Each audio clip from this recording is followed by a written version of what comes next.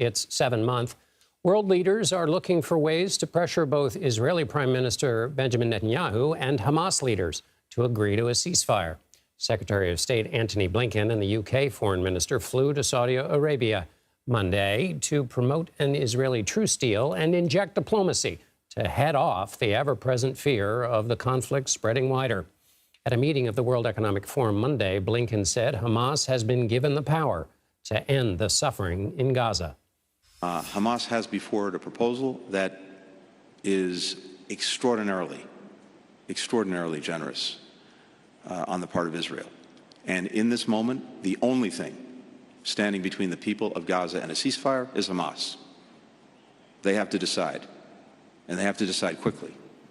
Blinken added that Israel must do much more to increase the flow of outside humanitarian aid coming into Gaza by ensuring the safety of aid workers and keeping crossing points open. We will have more on this story later. Congress is back in session this week. One of the first things they will look to address is anti-Semitism on college campuses.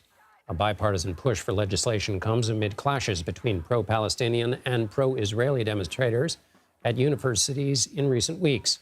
Plus, House Speaker Mike Johnson is still facing the threat of a possible effort to oust him. But some House Democrats have indicated they would support the Republican if members of his own party went forward with a motion to vacate.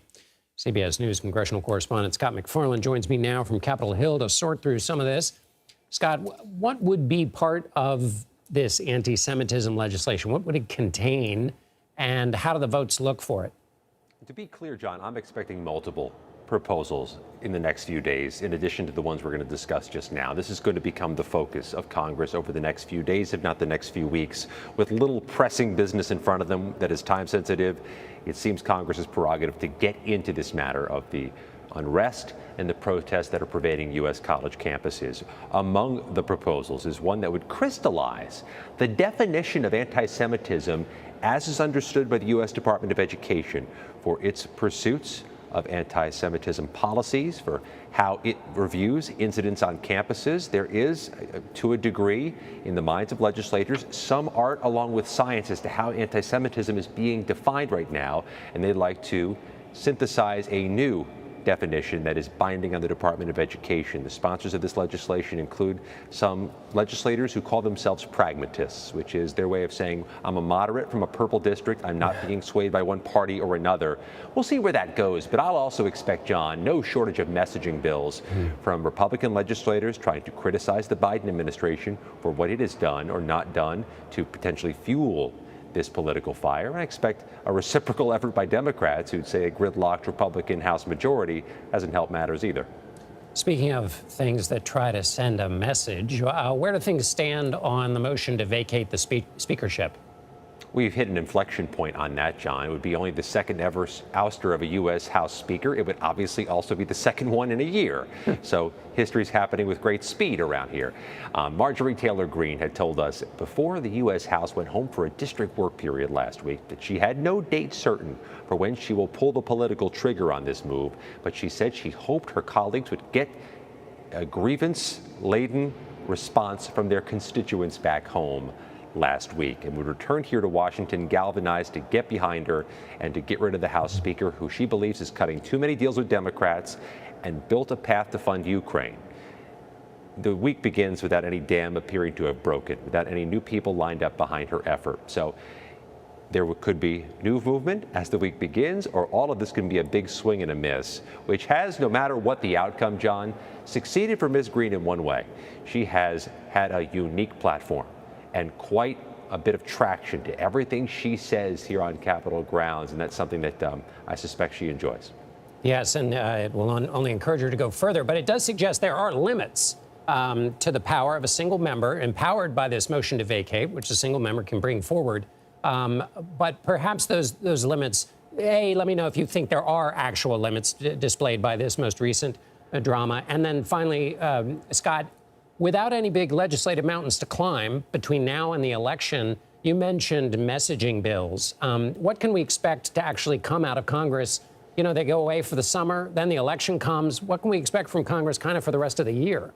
Now, on the first issue, can any one member change the trajectory of the U.S. House? Yeah, there's a 1 or 2 vote margin, and anybody who breaks with his or her party can affect some pain on the Republicans. It just appears that this particular Republican, Marjorie Taylor Greene, can't be the one to do so yet, because Democrats have told me in so many words they'd intervene to save Mike Johnson because they don't want Marjorie Taylor Greene controlling the future of the U.S. House. Somebody else in that role might have more impact on this particular mission. What will Congress do between now and December? I got a quick answer for you. They have to pass a farm bill to help agriculture programs. They have to reauthorize the FAA, and you have some good details on what that bill is going to entail. It could impact some consumers. Beyond that, it's not a lot of must-pass stuff. So they may be equally productive if they had a joint listening party to the new Taylor Swift album than if they go to the House floor too often. We're coming back to the Farm Bill. Farm bills are fascinating. Scott McFarland on Capitol Hill. Thanks a million, Scott. Thank you. Now, we told you we'd be back to the war with Hamas and the push for a ceasefire. John Alterman joins us now from Washington. He's the senior vice president at the Center for Strategic and International Studies. John, thank you again for being with us. The Secretary of State, Secretary of State says that this offer from Israel to Hamas is extraordinarily generous. Why do you think that is, and is that so? There have been a number of demands on the Hamas side that Israel has seemingly come to embrace, including opening up travel to the north of Gaza. Israel was very reluctant to do that. The number of Palestinians released in exchange for a small number of Israeli hostages is quite disproportionate. Israel has diminished the number of hostages it's talking about, and Israel is talking about essentially moving toward a more permanent or durable ceasefire. All those things are things Hamas had wanted. I assume there are things we don't know about some of the individuals who Israel might release in exchange for release of hostages. But we're clearly getting to something close that either this works or it's really not going to work, and it's going to be very, very hard to get any sort of negotiated agreement. The Secretary of State also said the only thing standing between the people of Gaza and a ceasefire is Hamas. Obviously, it seems to me, it's obvious it's an attempt to put pressure on Hamas. But is that in tension with the fact that Palestinian health officials said that overnight Israeli strikes in Rafah killed more than 20 people? You know, in other words, if you're trying to get a deal, are operations being carried out a help to that deal or a hindrance? I don't think that the operations really, if this is something larger, I mean, you had, as far as we know, more than 30,000 Palestinians have been killed so far in this violence.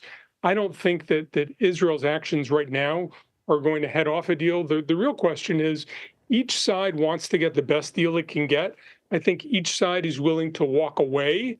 And the hope of the United States and other partners, including Arab states, including the Brits, are, can we get over the hump and can we move toward something that looks like resolving this issue? I think we're very, very close. And frankly, this could go either way right now.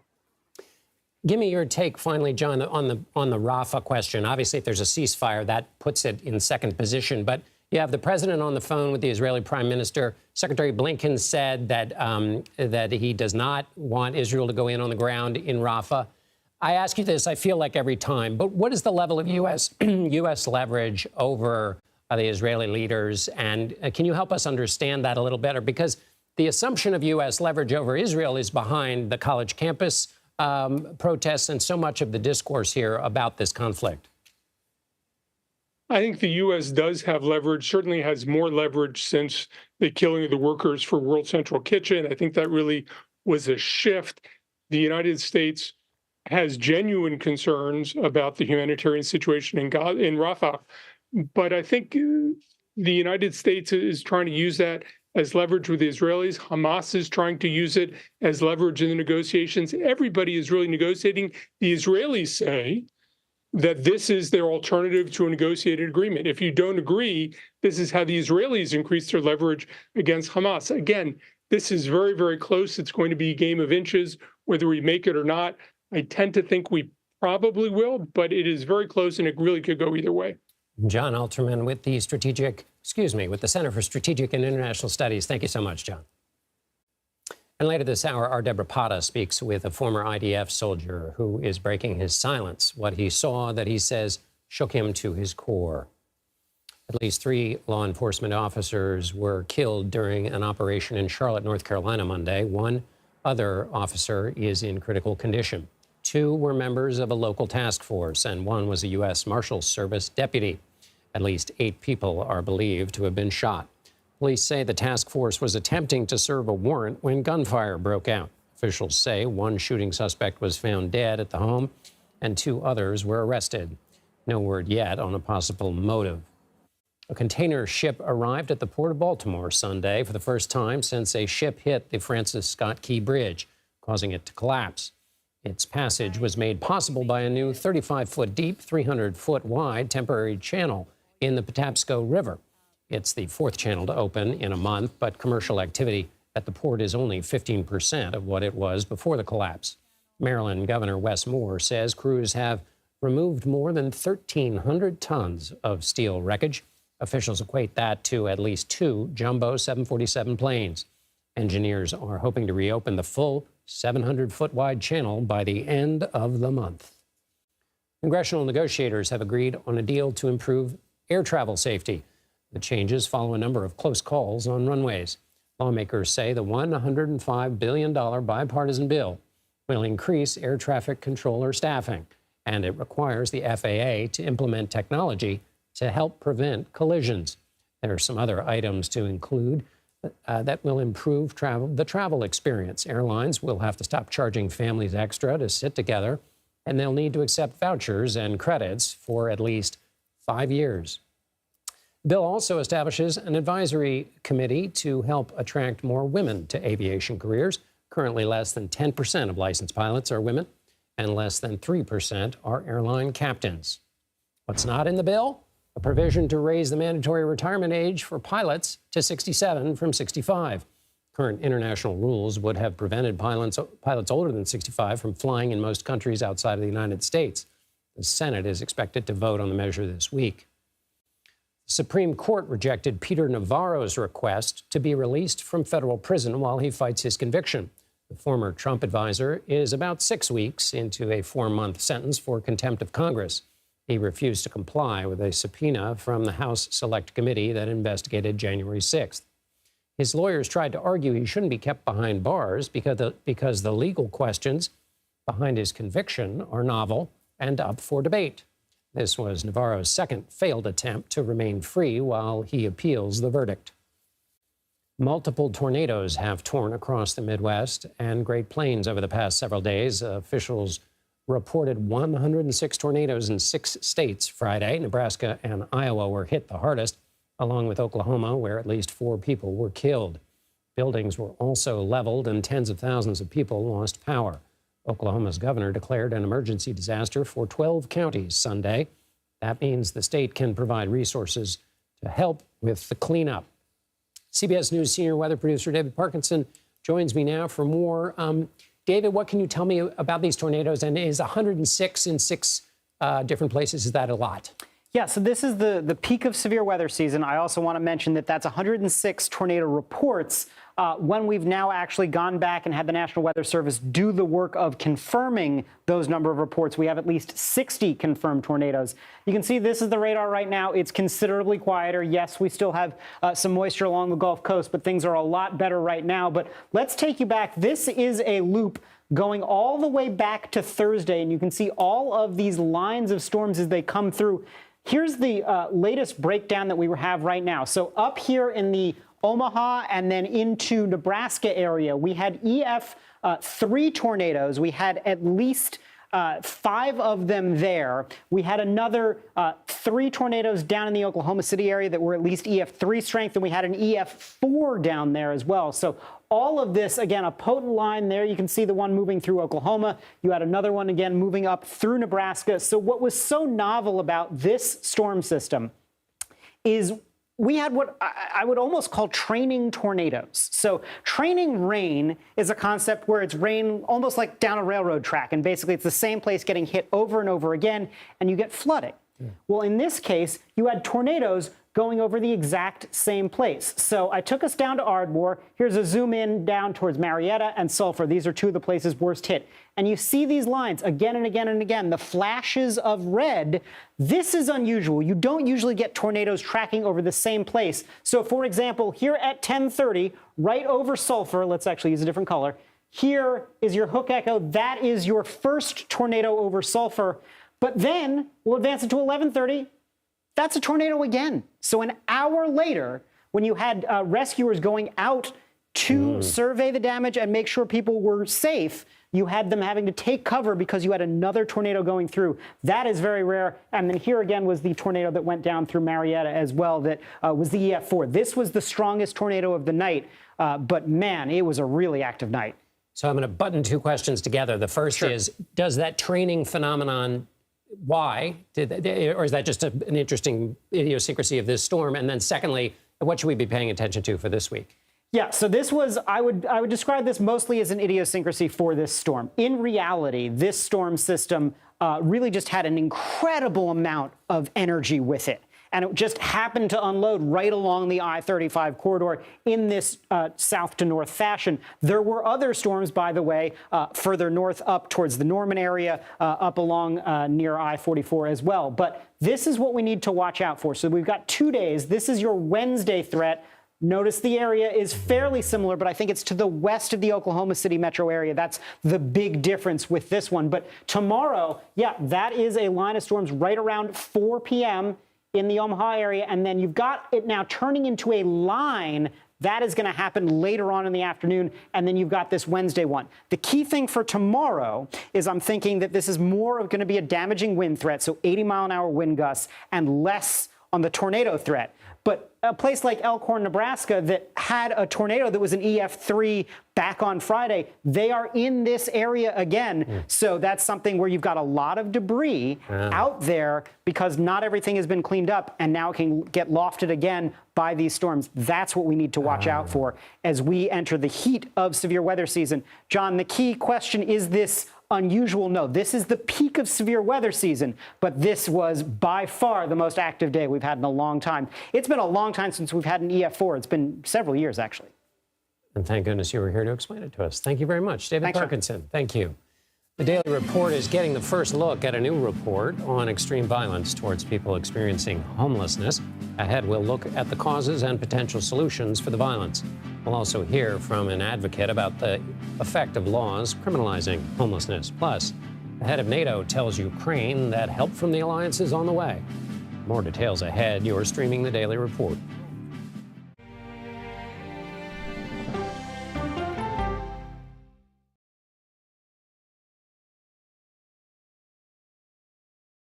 Mr. President, there's a lot to talk about. A lot to talk about. Does this carrier strike group stand ready? It's just incredible to see there's an active search and rescue operation going on 12 hours after this accident. The CBS Evening News with Nora O'Donnell. I had progressively fallen deeper into the world of online sports betting. The risk is the rush. What do you think is driving the spike in popularity? I think it's legality. If it's legal, I'm going to use it. There are ways to bet when you are 18. We've created an epidemic of child gambling. You can't walk into a male dormitory in a college campus without sports betting happening. It's America's most neglected problem. I used sports betting as a way to escape, when in reality, I'm choosing self-destruction. Whatever I had left, it was gone. The purpose of the industry is to get you to play to extinction. And that means until all your money is gone. Go to the ends of the earth. Reach for the stars. Yeah, I just took off. That kind of thing. Oh, that's pretty good. Because there's always something new under the sun on CBS Sunday morning. An original documentary from CBS Reports. That desired farm, it's a wonderful place to raise children, and it still is. Promises broken. Black Americans have been the target of racism and discrimination pretty much from the time they acquired ownership in the land. Costing black farmers hundreds of billions in generational wealth. They did everything to make sure we were run off that land. But communities are uniting to continue the fight. Collective ownership is powerful. To keep their land and their dreams alive. To watch my children play on land that we own means everything. So land is power. Most definitely. 40 Acres and a Mule, now streaming on the free CBS News app. People with developmental disabilities were once sequestered by the hundreds of thousands in institutions. Many of our fellow citizens are suffering tremendously because lack of attention, lack of imagination, lack of adequate manpower. Disability activists have since torn down barriers blocking them from living at home or in the community. We conclude that Title II of the ADA requires states to provide community-based treatment for persons with mental disabilities. But of the 16,000 people who remain in state-operated institutions, half are in 5 states, and Illinois is one of them. I don't want to live in the institution. It makes me feel discriminated against. Do you think there are people living in institutions in Illinois that don't need to be living there? Yeah, because they're proving it as soon as they get out.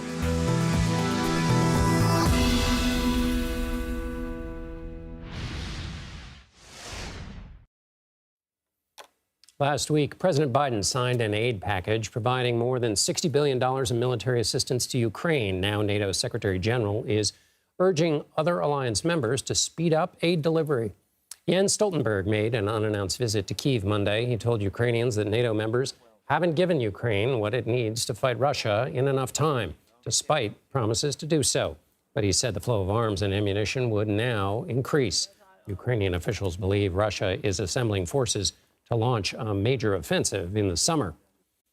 When the Supreme Court heard arguments last week about the constitutionality of city laws penalizing homeless populations for camping on public property, we asked our reporter Bo Erickson to start dialing around to help us understand the issue of homelessness in America a little bit better. And so Bo joins us now. It's a huge topic, Bo, but what are the first pieces you've broken off for us? Yeah, so we were monitoring that Supreme Court case last week, and it was about one specific area in Oregon. And so I was curious at that time to see where else in the U.S. they have similar types of laws that the Supreme Court is hearing about now. And I have to say, John, I was surprised to learn at how widespread these laws were. I found that in 48 states across the country, almost all of them, have at least one law on the books that dictates how and what unhoused Americans can do in public. These type of laws ban restricting public camping. They ban panhandling in some instances. They even restrict if you can sleep in your car in a public area. And so altogether, these are hundreds, if not thousands of laws all throughout the country. Mm-hmm.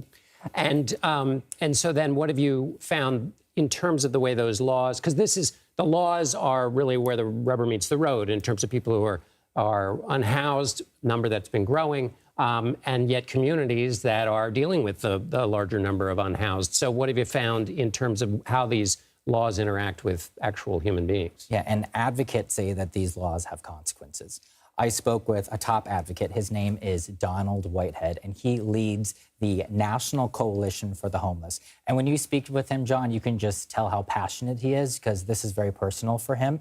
He actually shared with me that he has experienced homelessness twice in his life, and now he is advocating for this community. And one issue that he is really trying to stop, and it's an alarming problem, is how frequent acts of extreme violence are towards this community. And his coalition is putting out a new report, and he explained what they found to us, so we can take a listen to that. We've looked at this issue for the past 24 years. And one thing we found is that there's an enormous amount of violent acts against people experiencing homelessness. Over that period of time, we counted 1,923 acts of violence, if you can believe that, in the country. One of the places where there were the most lethal acts of violence wasn't even on our report a couple of years ago. And what we find this year is Oregon is at the top of the list of these fatal acts of violence. And in the report, it says that there were 14 killings of unhoused people just in Oregon in 2022, the latest year. Do you know why there was that tick up in these deaths? I think that the reason we're seeing more of these deaths, again, we connect this to the issue of criminalizing people, because if they're afraid of getting arrested, they're going to go into some space that they're hidden from others. There's no connectivity, and what happens then is they become victims of opportunity, and this is happening more and more in our country. And we can't do this in the richest country in the world. We have to be more compassionate. We can do much better. So the question I then asked is, how do you stop this? And specifically on the violence, Mr. Whitehead was saying that they are going to be advocating for the Justice Department to spotlight these crimes more. And specifically, John, they are going to be calling for Americans experiencing homelessness to be added to a protective class for hate crimes charges. Bo Erickson, there's a lot to cover on this issue. We'll be back to it. Thanks so much, Bo. Thanks. For nearly 2,000 years, the burial place of Greek philosopher Plato was a source of wonder and speculation. He was said to have died in all manner of cinematic ways, but finding the truth of where he wound up was incomplete, like interpreting a shadow on a wall. Now, a team at the University of Pisa has used artificial intelligence and infrared imaging to decipher a piece of papyrus that was charred, but preserved after the 79 AD eruption of Mount Vesuvius. Cutting-edge technology aimed at telling us what we'd thought was destroyed by the irrevocable destruction of the past. What they learned was it confirms historians' suspicion that Plato is buried on the grounds of the academy he founded in the 4th century BC. The text also notes that Plato was sold into slavery between 404 and 399 BC. Former IDF soldier is breaking the silence. He tells us about the Israeli military culture and why he believes the bombardment of Gaza has often been indiscriminate. More of that interview when we come back. You're streaming The Daily Report.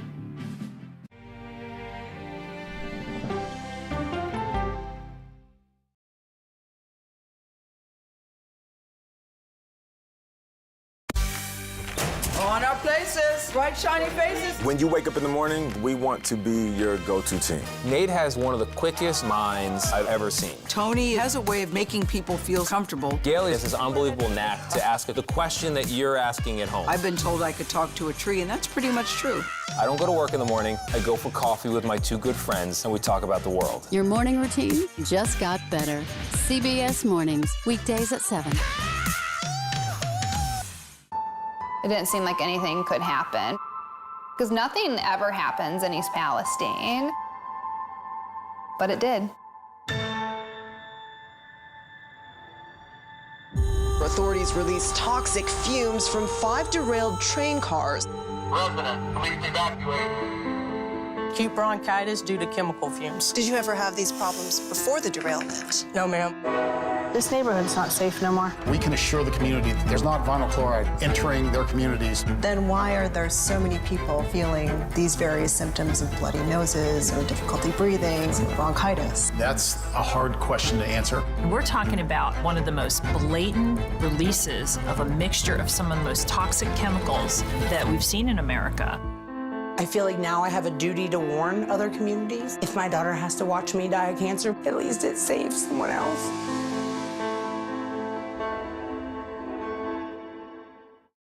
This case. It's like a screenplay, something straight out of Hollywood. But it's not fiction. It's 48 hours. Human remains found this week. 4 families shattered. There's no physical evidence. The mystery would haunt investigators for years. There's some questions that have to be asked and need to be answered. Like a John Grisham novel. A gripping true crime original. 48 hours. Now streaming on the free CBS News app.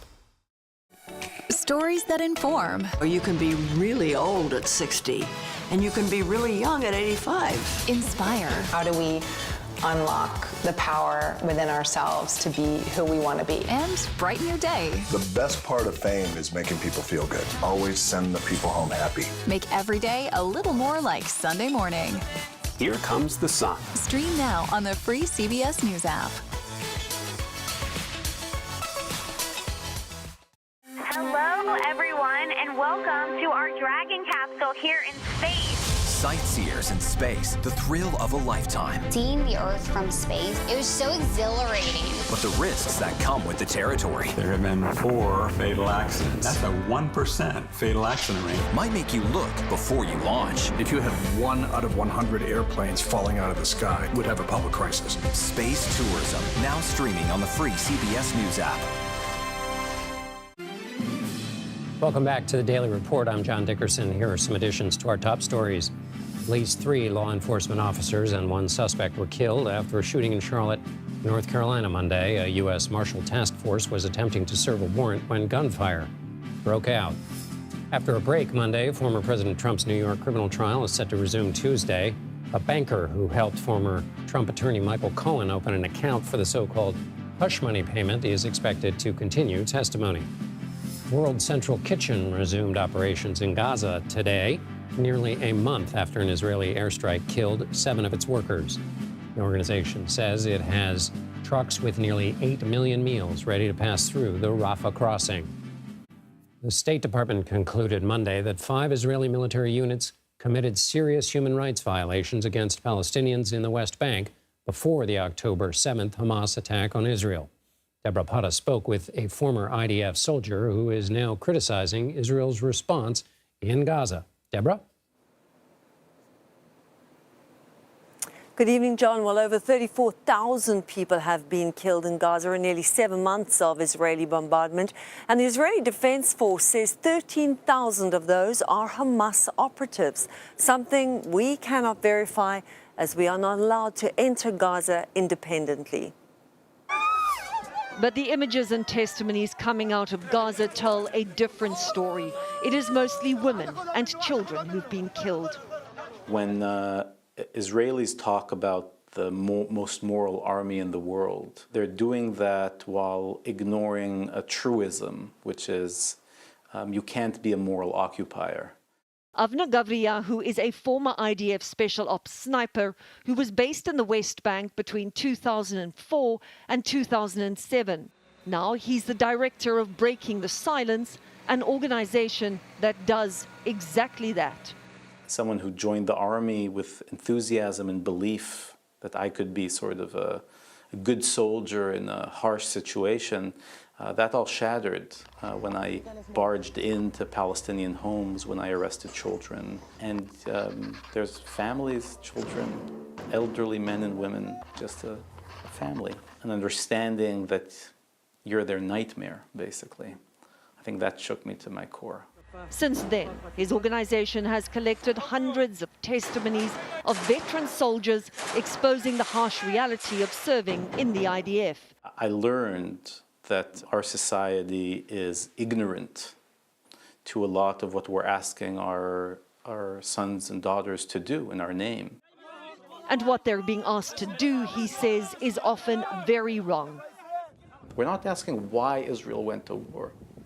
We were here when the sirens went off, right? We lost loved ones. We're still mourning the losses of October 7th. We're asking how Israel is fighting this war. And it looks like Israel is fighting this war with no breaks. Over the past nearly 7 months, there has been growing global outrage over the killing of unarmed civilians in Gaza. Here, a woman tries to run to safety with her grandson, who is waving a white flag of peace, even as his grandmother is gunned down. Entire areas in the Strip are declared as destruction zones. Or kill zones. Or kill zones, yeah. And the moment you have any Palestinian who will enter them, they will be shot and killed. The Israeli army argues it warns civilians ahead of any strikes, often with flyers, as we've seen in Gaza. But Gavriyahu said the IDF will then claim it's done the maximum and that anyone left in the area is regarded as a threat. We know that in big neighborhoods that the army turned into these kill zones, there were civilians.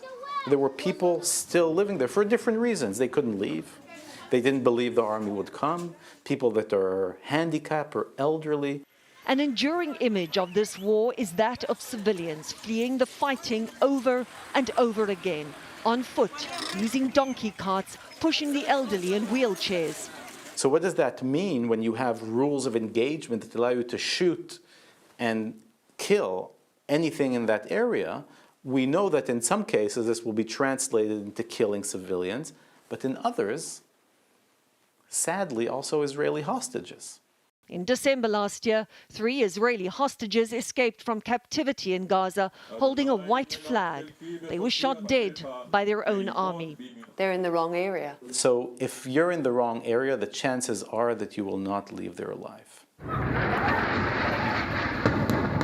Gabriel is also critical of U.S. support for Israel's war, which has just approved a $26 billion aid package, most of which is military assistance.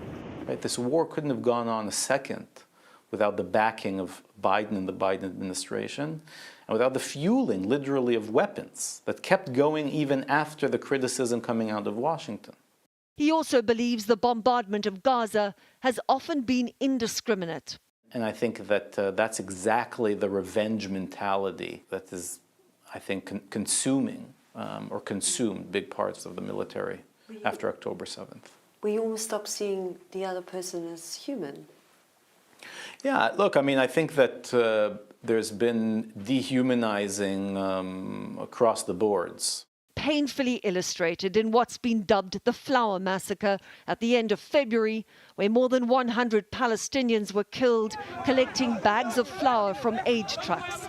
The official Israeli response was they fired after an unruly mob stormed the convoy and posed a threat. Now, again, I don't think that the Israeli army is targeting aid workers, but I think that there is a deep disrespect to the lives of innocent civilians working in Gaza, to the lives of aid workers, of journalists, of doctors. What breaks the cycle? I think that leadership and brave actions. I think that there are Israelis and Palestinians who are hoping, dreaming to live together. And Deborah Patta joins me again. Deborah, how has the IDF responded to these charges? Well, John, we asked them to explain how they account for so many civilian casualties, and the answers are well known. We've heard them before. They accuse Hamas of using civilians as human shields, and they say they go to great lengths to evacuate civilians before any attack, stressing that they are not at war with civilians. The evacuations of civilians, and I quote here, is carried out in order to protect the uninvolved population. Now, interestingly, Gabriel said to us of breaking the silence that there, as far as the IDF is concerned, there are never any innocent people. There are only the involved or the uninvolved. And civilians, the IDF says, are evacuated to safer areas, but that they will not refrain from operating in those areas if they identify a threat. But they try and do so, they say, without harming civilians. But, you know, it does seem that many of the rules of engagement are often left up to commanders in the field. And something is clearly going wrong, John, because there's no denying that women and children are being killed in extraordinarily high numbers. And it has led to protests around the world. And we know there are all sorts of investigations into possible human rights abuses on both sides in this war. But those include possible abuse committed by the IDF. And in places like the International Criminal Court, they will be looking at allegations of human rights abuse and war crimes. And at the end of the day, if it's a war crime in Ukraine, it is a war crime in Gaza. And the same standards will be used to determine if a human rights violation has been committed. Deborah Patta for us in Jerusalem. Thank you.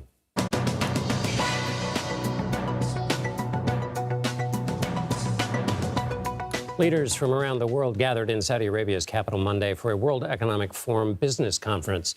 They discussed policy actions that can be taken to help boost the global economy. Growth for this year is projected to remain at 3.1% and rise to 3.2% by 2025. They also discussed the global economic repercussions of the war in Gaza. And as we mentioned earlier, Secretary of State Antony Blinken spoke at the event and publicly urged Hamas to accept a ceasefire deal proposed by Israel. Now, the quickest way to bring this to an end is to get to a ceasefire and the release of hostages. The leaders also discussed the global impact of the war in Ukraine. Blinken noted that the collaboration of countries across the continents is putting up a strong united front and deterring other potentially aggressive nations. When we talk about inflation, the usual reference is with respect to the Consumer Price Index. However, the Federal Reserve prefers the Personal Consumption Expenditures Index, PCE, as it's known to its mother. A former Fed president points out that the PCE provides a broader view, a wider array of goods and services. It is geographically diverse and accounts for adjustments in consumer behavior. That broader view helps officials better determine which levers to pull to bring down inflation. Recent data shows the latest yearly PCE change was 2.7%. That's higher than February's 2.5%. The higher PCE readings support the Fed holding off on cutting interest rates in the near term, which it's expected to do after meetings Tuesday and Wednesday. Thousands of hotel workers are planning to rally Wednesday ahead of union negotiations. Talks between the union covering 40,000 employees and hotel groups Marriott, Hilton, and Hyatt started this week. The rallies are being organized in 18 cities across the U.S. and Canada. Workers are protesting the pandemic-era policies like cuts in staffing and services. They say it has led to painful working conditions that can be improved now that the hospitality industry has bounced back. Conflicts in Israel and Ukraine have taken up a lot of time in the news cycle in the past months and even years. But how has the United States' focus on these international crises affected politics back home? Coming up, I'll speak with the editor-in-chief of The Atlantic about that. You're streaming The Daily Report.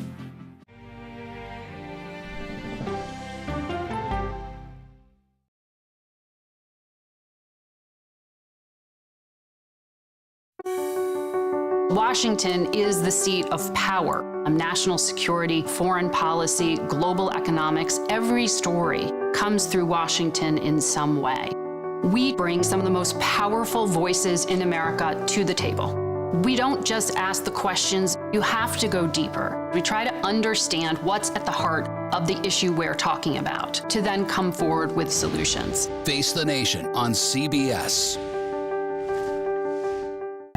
The justices ruled that Harvard and the University of North Carolina violated the Constitution. In the aftermath of the Supreme Court decision to end affirmative action in college admissions, uncertainty sets in for some students of color. Affirmative action really gave us an equal opportunity. CBS Reports explores the historic decision and what it means for those chasing an opportunity to change their lives. I knew that college was the ticket to break this cycle. The end of affirmative action, now streaming on the free CBS News app.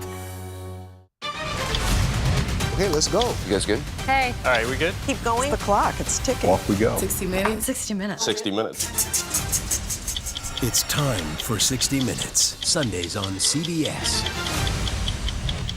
An original documentary from CBS Reports. AI is among the most world-changing technologies ever. Curing diseases, scientific breakthroughs, making lives better. They can help us with medical discoveries, scientific discoveries, doing better agriculture, having cures for things like Alzheimer's. It's also going to really transform the way we work. The uplifting potential of artificial intelligence is limitless. It gives you a friend, somebody to chat with 24/7 that is non-judgmental. He makes me feel loved and desired. And so are its downfalls. The problem with all this AI is that it's unpredictable and uncontrollable. The choices we make now will have lasting effects for decades, maybe even centuries. The ChatGPT revolution, now streaming on the free CBS News app. We are about to see American weapons in the hands of Mexican cartels. A gun pipeline to Mexico. We are arming the cartels. 100%, no doubt about it. Happening right under our noses. Who's doing something about this? Nobody. A CBS Reports exclusive. Most Americans have no idea that we are effectively arming the enemy next door. This is the story the American people need to know. Arming cartels, now streaming on the free CBS News app. America Decides, taking you inside American democracy. The most important stories on a day-to-day, hour-to-hour basis. You're going to hear a lot of reporting. It is clearly a pivotal moment. Gun control, the economy, education. Both sides of the political aisle fight it out for power. Bringing you the analysis that you need. Thoughtfully, with context. Be part of the conversation. On CBS News Streaming. Welcome to America Decides, Monday through Thursday at 5 p.m. Eastern. As we reported earlier, Israel and Hamas are working to negotiate a ceasefire. The U.S. Secretary of State is applying all the diplomacy possible to keep the conflict from spreading, and President Biden is cajoling and pressuring the Israeli leader to hold off on attacking the last Hamas stronghold. Jeffrey Goldberg, the editor-in-chief of The Atlantic, has spent most of his career writing about national security and the American presidents who try to shape and react to world events, and he joins me now. Jeffrey, it's good to have you. I want to ask you if you have a theory of the case of where U.S. foreign policy with respect to Israel and Gaza might have gone wrong before October 7th. In other words, there was a period where U.S. presidents, frustrated by years and years of diplomacy and trying to find a solution to the Middle East issue, kind of thought, we got to go deal with Asia, we got to go deal with other problems. Was that a mistake? Is what we're seeing now a mistake, that there was lack of attention? You know, there's a very American response to problems in the world, which is that every problem comes with a solution. That's a very American and wonderful way we look at things, but it doesn't sometimes work. Sometimes problems just don't have solutions. And there were a lot of presidents, a lot of negotiators who spent a lot of time trying to fix this problem once and for all. They failed because perhaps there is no solution. Now, you could still say that you could do mitigation all along the way. And perhaps it's possible, and this is obviously, people have done PhDs on this subject, so we're not going to get to it all right now, but you could say that if they didn't have such grandiose visions, one president after another, I'm going to bring peace to the warring children of Abraham, right, that they could have mitigated here, mitigated there, pressured the Israelis, pressured the Arabs, pressured the Palestinians toward policies that at least would kind of separate out the sides a bit more. Because I'm trying to stumble us into a conversation of how we should think about it in the context of this presidential campaign. Yeah. So I'll ask you two questions. One is, given exactly what you just said, should we be very humble in the way we hear the promises of both candidates about what can be done going forward? And what would the difference be if Donald Trump were in office? How are his policies with respect to this any different than Biden's? Well, this is what I would say about Donald Trump. Donald Trump scares Iran, which is the source of a lot of this, obviously, scares Iran, we believe, in ways that Joe Biden doesn't scare Iran. Now, the problem is that he scares them in part because no one knows what he's doing. So, like, you can easily escalate, you could easily de-escalate. It depends on the mood and whim. But I would say that the fact that Donald Trump comes in with no discernible policy except kind of intermittent aggression and anger it's a very Middle Eastern way of approaching the Middle East, by the way. I mean, what I would say is that none of this is going to be solved as long as Iran, the current government of Iran, is supporting the Houthis in Yemen, Hezbollah in Lebanon, Kataib Hezbollah and other factions in Iraq, obviously Hamas in Gaza, and so on. It is just the source of a tremendous amount of anxiety. Then you already have a recalcitrant Israeli government that's giving Biden so much trouble. So the formula here is not, this is not ready for success. Let's jump over to Ukraine really quickly. Yes. Donald Trump is reelected. Ukraine gets more money or doesn't? No, I don't think so. Maybe that's just conventional wisdom on my part, but it just seems as if he not only doesn't want to support Ukraine, he doesn't want to support NATO. I mean, the question undergirding your question is not does he support Ukraine? Is it does he just pull out of NATO? And presidents can pull out of treaties if they want to. That would be seismic beyond measure. That would be the biggest thing to happen in Europe since the end of World War II. Right. Although the Senate has tried to constrain presidents from doing that. Let me ask you as a final question, Jeffrey. It's big. And you wrote about the Obama foreign policy was don't do stupid stuff, not the word used. Hillary Clinton said that's not a foreign policy. With that hat on, what is the Biden doctrine? Have you seen, what is the discernible foreign policy approach to the world that you would associate with Biden's presidency? It's hard to discern that's something that's totally consistent, but of course that's unfair to Biden because nothing in these messes is going to be totally consistent. But I would say that his gut is pro-democracy, right? I mean, he combined with a kind of sometimes callous realism. Afghanistan is a great example. Did not think we could win in Afghanistan, never really thought that we could win in Afghanistan, and just cut it off, right? Haven't paid the price for that yet from a national security perspective. We have paid the price from a human perspective on that. So I think there's a kind of realism combined with sentiment, positive sentiment toward Israel is one example, combined with an understanding, a pretty deep understanding that Putin, Xi, and Khamenei in Iran are the enemies of democracy and freedom. Jeffrey Goldberg, editor-in-chief of The Atlantic. Thank you, Jeffrey. Thank you. Still to come, U.S.-China relations aren't always black and white unless it involves their fuzzy ambassadors. We'll bring you their diplomatic mission ahead. You're streaming The Daily Report.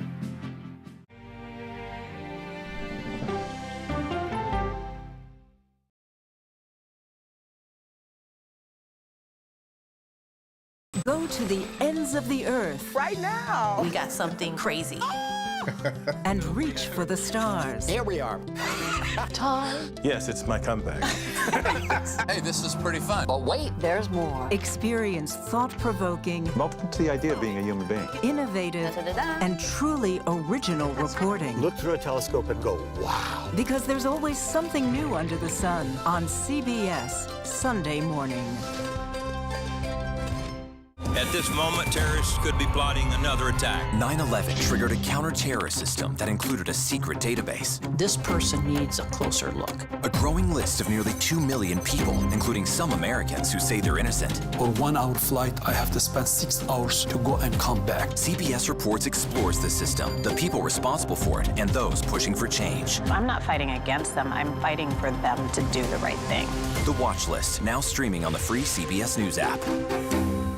Don't miss true crime anytime you want, anywhere you go. With the 48 Hours podcast. Real crimes, real lives, real justice. There's some questions that have to be asked and need to be answered. Listen to 48 Hours on Apple Podcasts. An original documentary from CBS Reports. Imagine yourself in Manhattan with no police, no army, no mayor. The people of Haiti stare down poverty, corruption, natural disasters, and violence. 90% of the guns that are used by gangs in Haiti are American guns. But with an unbreakable spirit and eternal optimism. There are days where I cry, but we can't be discouraged. We still believe in Haiti. They're still able to look ahead with hope. Haiti is on the brink of transformation, a radical shift. Nations are coming together and saying things must change. Fighting for Haiti, now streaming on the free CBS News app. Hey there, welcome to The Uplift. I thought she was a groom, and I stepped back and I went, oh, you're the queen. She's going to be with me every instant that I'm alive. I just wanted to see if you'd go to Disneyland with me today. I look over at him and he's smiling. I'm going to remember that the rest of my life. They told us when he was going to be born, he was only going to live for 30 minutes. It's really a miracle that he's with us today. The Uplift. Stream now on the free CBS News app.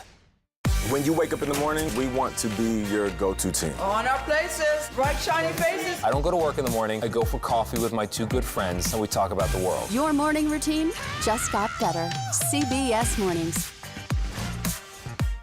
At the CBS Evening News, we focus on solutions, finding solutions to healthcare problems, how much money we can spend on the groceries, finding solutions to help people understand what are the right choices to make for you and your family. The most magical place on earth now has a new crown, the first theme park restaurant to earn a Michelin star. Victoria and Albert's at Disney's Florida Resort offers 2 chefs' tasting menus starting at nearly $300. It's not published online. Guests can also add a wine pairing for another $150. There are no juice box pairings, as patrons must be at least 10. There's also a strict dress code. At those prices, they don't want anyone looking goofy. Panda diplomacy is being revived in the U.S. The San Diego Zoo announced Monday it will be receiving 2 giant pandas from China this summer. One of the pandas is actually the grandson of Bai Yun, who lived at the zoo for 23 years. The renewed agreement comes after nearly all loaned pandas in the United States were returned to China in 2023. There are currently only 4 left in the U.S., all of which live at the Atlanta Zoo. That agreement is set to expire later this year. Here's a look at some of the stories we're covering in our next hour. The leaders of Israel and Hamas are both facing pressures to come to a ceasefire agreement. We take a look at where negotiations stand. Plus, as the Supreme Court weighs a case on homeless encampments, we take a deeper look at some of the ways officials are trying to address a growing crisis. And the head of NATO makes an unannounced visit to Ukraine. He says member nations need to do more to help fight Russia. You're streaming the Daily Report.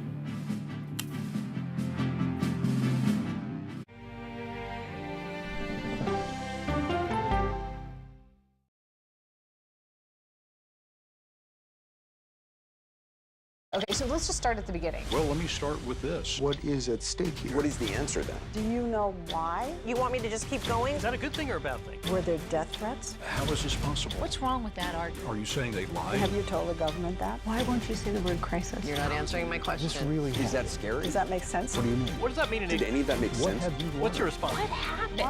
Why? It's time for the CBS News Original 60 Minutes, Sunday on CBS and streaming on Paramount+.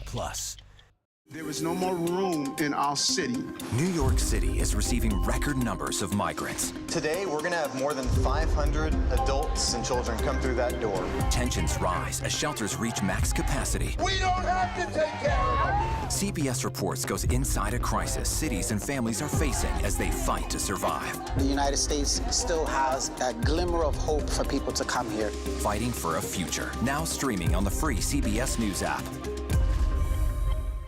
On Face the Nation, the way to learn is to listen. We may have a recession. Listening to how someone explains themselves is so key to understanding their perspective. An original documentary from CBS Reports. Since you started La Soup in 2014, do you have any sense as to how much food you've rescued?